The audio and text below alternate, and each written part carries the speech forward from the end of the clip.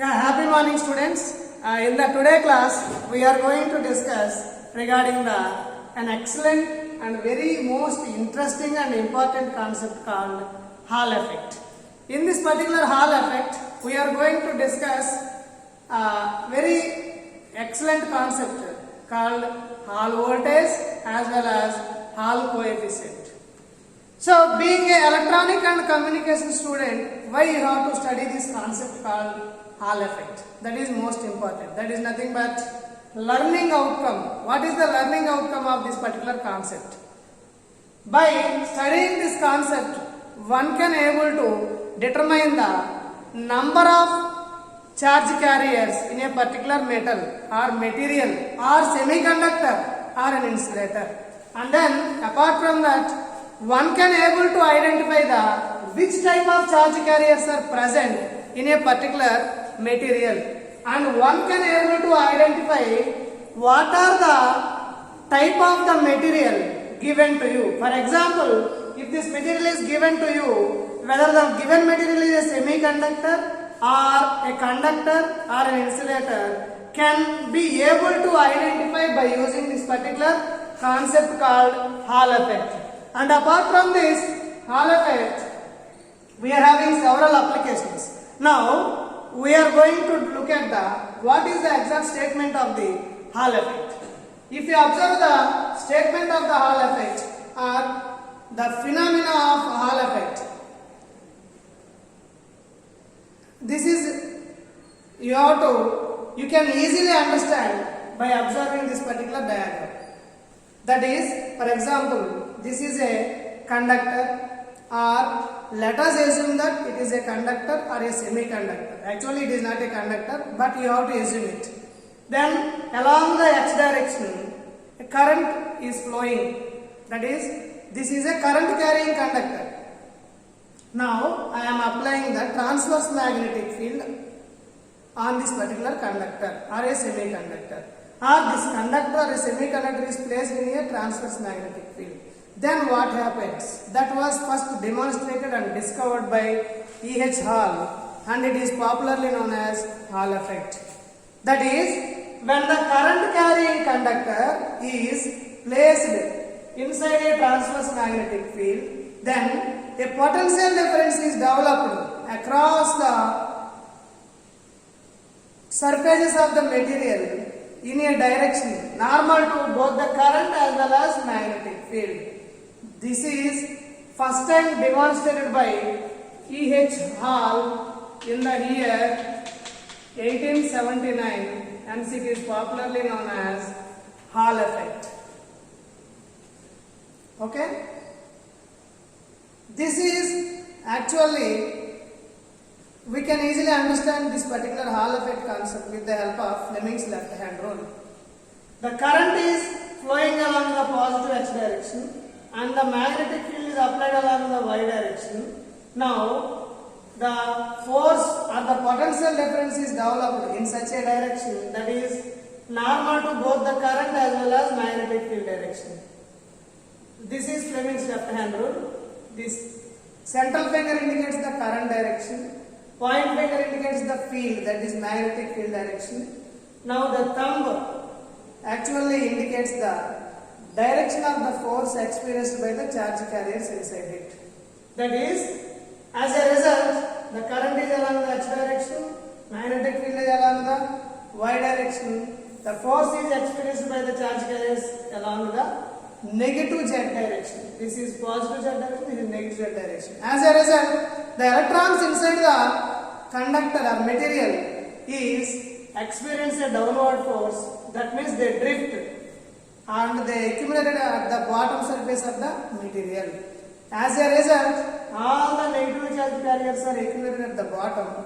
Hence, the positive charge on the top surface, the electrons are evacuated. As a result, the top surface became positively charged.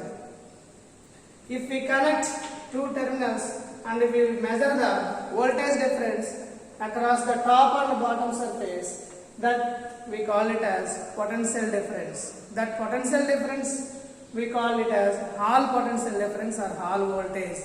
As a result, an electric field is developed. That electric field is nothing nothing but Hall electric field, which we can represent it as E suffix H. Let PQRS is the front surface of the material, semiconductor material. W is the width of the material. The current is flowing along the X direction. Mn is the rear side of the material. Along the Y direction, that is transverse magnetic field is applied. Along the negative Z direction, the potential difference is generated. This phenomena was first time discovered by Hall, hence it is popularly known as Hall voltage. And the generated potential difference, we call it as Hall potential difference or Hall voltage. And the entire phenomena we call it as Hall effect. And the corresponding electric field we call it as Hall electric field. Now, our aim is to find out the Hall coefficient and its expression. Before that, because of the applied magnetic field, all the charge carriers inside the material experience a force which is popularly known as Lorentz force. This F suffix L indicates the Lorentz force, which was given by minus B into E into V suffix D. Here all the parameters have as usual meaning. Capital B is the applied magnetic field strength, E is the charge on each charge carrier, V suffix D is the drift velocity, F suffix L is the Lorentz force. Let it be named it as equation number 1. And because of this Hall electric field generated, some another force is experienced by the charge carriers. That force we call it as Hall force. That was given by minus small e into capital E suffix H. Here E suffix H indicates the Hall electric field. Let it be named it as equation 2. Yet, if these two forces are balanced, that is at equilibrium state, both are equal. Now, equate 1 and 2. Therefore, minus B E into V suffix D is equal to minus E suffix H. So, negative sign on both sides will get cancelled. Small e on both sides will get cancelled. We only remains with E suffix H is equal to capital B into V suffix D. Here V suffix D is the drift velocity. Let it be named it as equation number 3.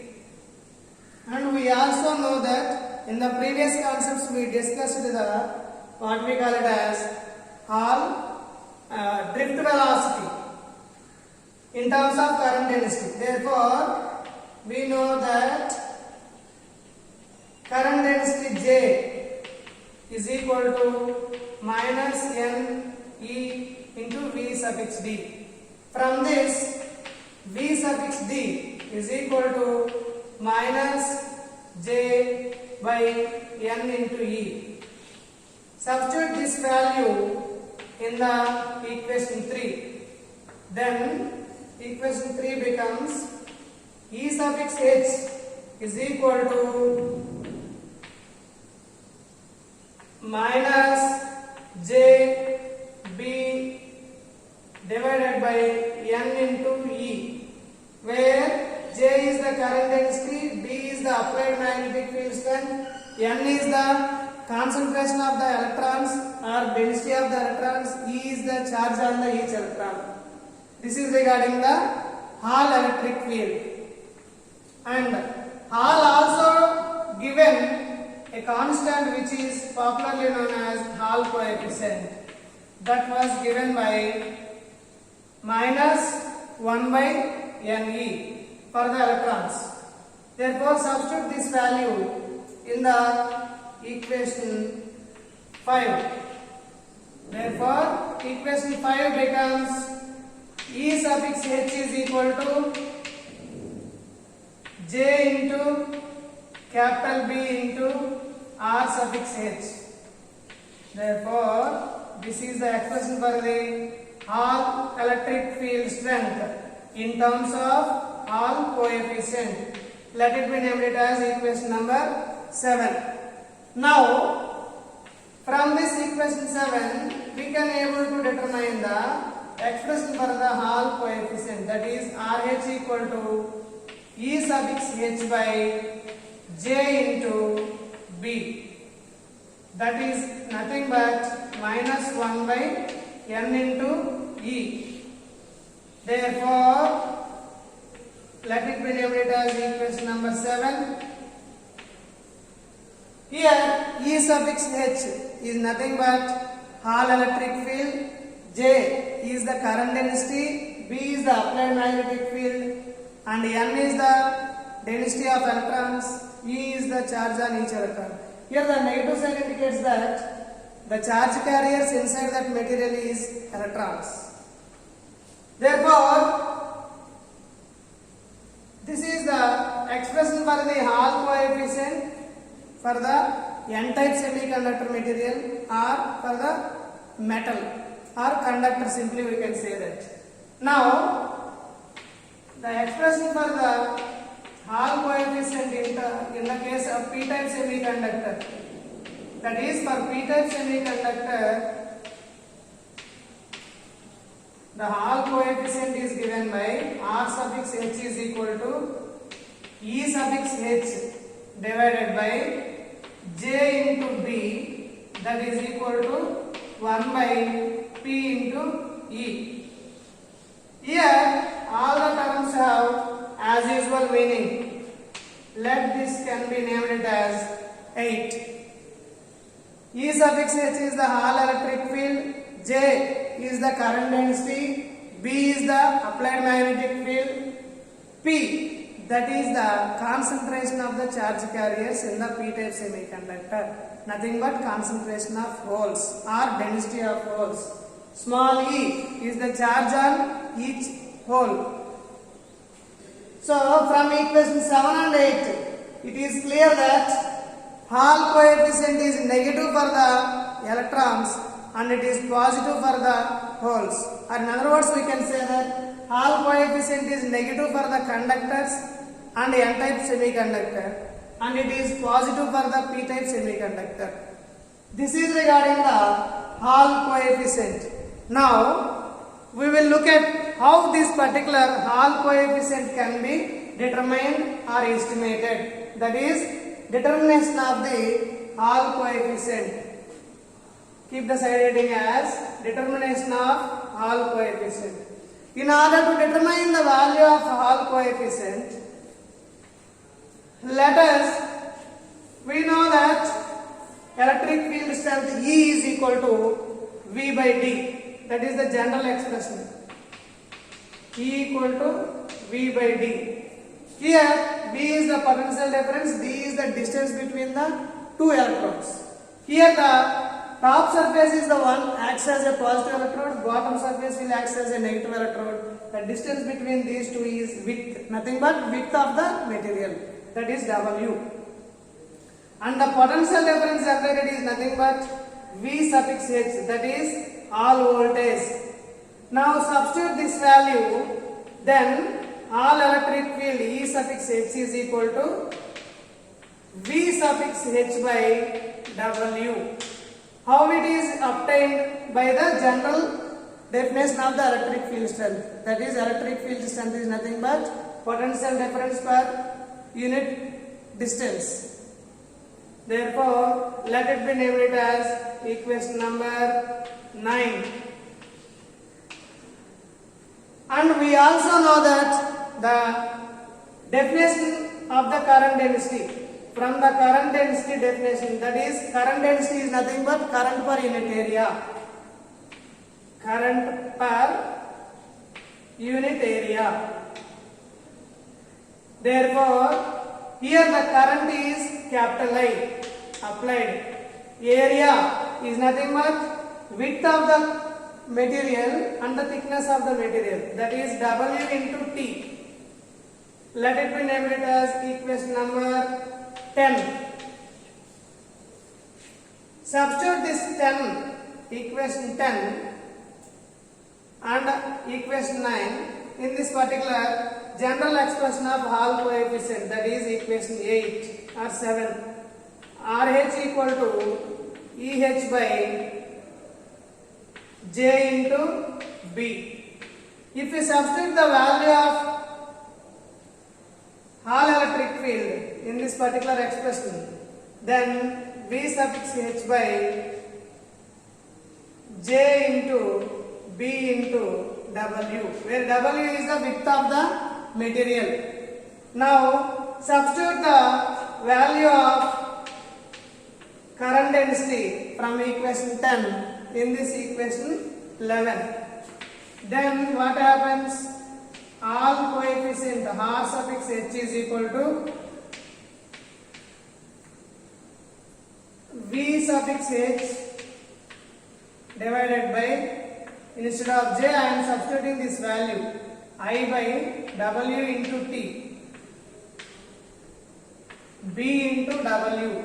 Therefore W will get cancelled. We only remains with R suffix H is equal to V suffix H into T divided by I into B. This is regarding the expression for the Hall coefficient. From this Hall coefficient, one can able to determine the value of Hall coefficient. Here V suffix H is the Hall voltage, T is the thickness of the material, I is the current applied inside the or flowing inside the material, B is the magnetic field strength which is applied to the material. This is regarding the expression for the Hall coefficient.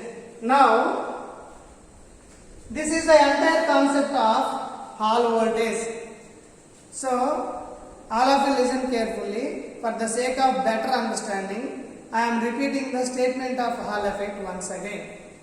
That is, when the current carrying conductor or material or a semiconductor is placed inside the transverse magnetic field, then potential difference is developed in such a direction which is normal to both the current and the applied magnetic field. This phenomena was first time discovered by E.H. Hall in the year 1879, hence it is popularly known as Hall effect, and the corresponding generated voltage is called as Hall voltage, and the corresponding electric field we call it as Hall electric field. This is regarding the Hall effect. This Hall effect we can easily understand with the help of Fleming's left hand rule. Let us look at the diagram.